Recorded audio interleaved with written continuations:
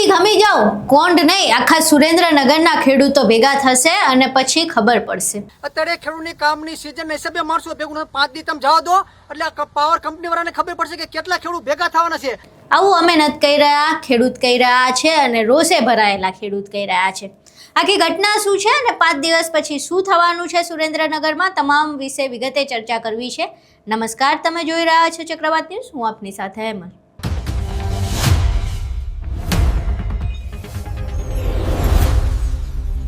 કોંડ ગામમાં છેલ્લા ઘણા સમયથી વીજ પોલની સમસ્યાને લઈને મગજમારી ચાલી રહી છે। ખેડૂતો ખાનગી વીજ કંપની અને પોલીસ સામે વિરોધ પ્રદર્શનો કરી રહ્યા છે। હવે આ તમામની વચ્ચે એક ખેડૂતનો વિડીયો સામે આવ્યો છે।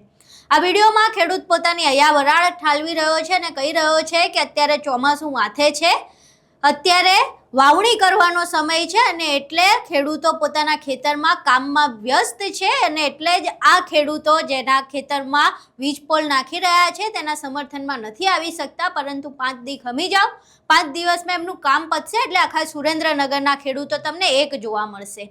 આ સિવાય તેમણે મામલતદાર અને કલેક્ટરને પણ આડે હાથ લીધા છે અને કહ્યું છે કે જ્યારે કોંડમાં જે પાકનું ધિરાણ આપવામાં આવતું હતું ત્યારે કોંડના જે ખેતરો હતા તે પિયત અને બિનપિયત બંને હતા, બંને ઉપર પાક ધિરાણ આપવામાં આવતું હતું અને જ્યારે આ ખેડૂતના ખેતરમાં વીજપોલ નાખવામાં આવી રહ્યા છે ત્યારે આ આખાઈ કોંડની જેટલા પણ ખેડૂતો હતા, જેટલા ખેડૂતોના ખેતર હતા એ બધી જમીન બિનપિયત થઈ ગઈ।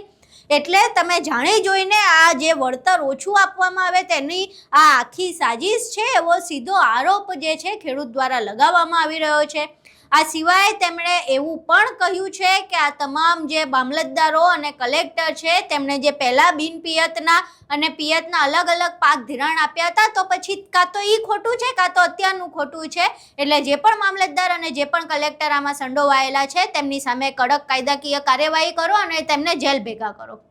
ખેડૂત રોષે ભરાયેલો છે અને સમગ્ર મામલે શું કહી રહ્યા છે તે સાંભળીએ। ખેડૂત ભાઈઓ, અત્યારે અડાણી વાડીની લેન્ડનું તમે જુઓ છો કે કોઈના ખેડૂને ખૂબ અત્યારે હેરાન કરે છે, પણ તમે એવું ના માનતા કે કોઈના એક જ ખેડૂત રડે છે। સુરેન્દ્રનગર જિલ્લાના તમામ ગામના ખેડૂત રડે છે। અત્યારે ખેડૂતની કામની સિઝન હિસાબે માણસો ભેગું 5 દી તમે જવા દો એટલે પાવર કંપની વાળાને ખબર પડશે કે કેટલા ખેડૂત ભેગા થવાના છે અને કોઈની જમીન અત્યારે બિનપિયત કરી નાખી છે।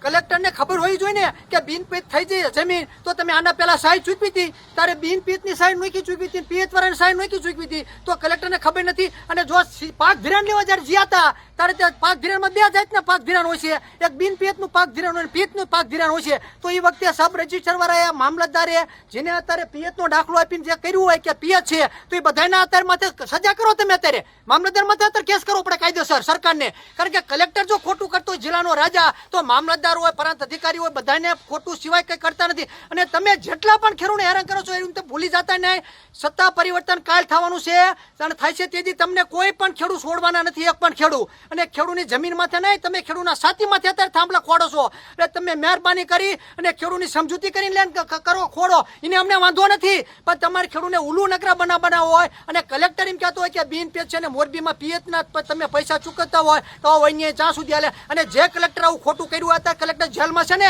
આના કાંડા પણ કાપી નાખવા પડે।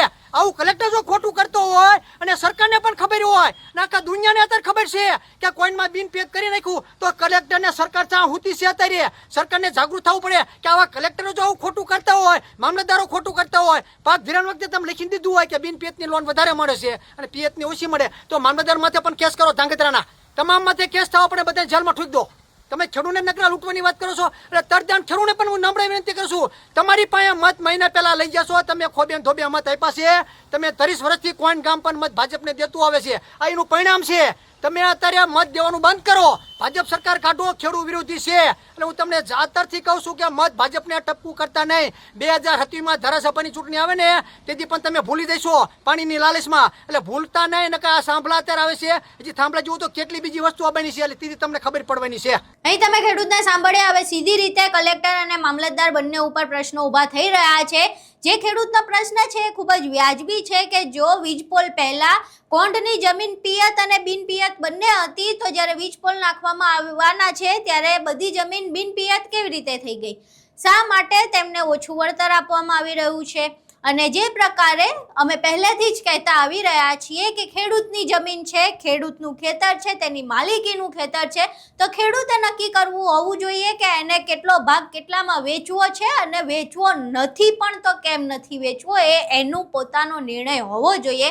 આ પ્રકારે દાદાગીરીથી કામ ન થાય. પરંતુ સરકાર છે કે તંત્ર છે સાંભળવા તૈયાર નથી. કલેક્ટર ઉપરાછાપરી ઓર્ડરો આપ્યા રાખે છે અને એ પ્રમાણે પોલીસ પણ જાણે તંત્રની કઠપૂતળી બની ગઈ હોય એ પ્રમાણે કામ કરી રહી છે. વીજ કંપનીઓ જે છે એ રીતસરની દાદાગીરી કરી રહી છે અને ખેડૂતો આવી રીતે પોતાની હૈયાવરાળ ઠાલવી રહ્યા છે. આખો વિડીયો તમે જો, વિડીયોમાં સ્પષ્ટપણે ખેડૂત માંગ કરી રહ્યા છે કે કલેક્ટર અને મામલતદારોને જેલ ભેગા કરો, એમની સામે કાયદેસરનો ગુનો દાખલ કરો.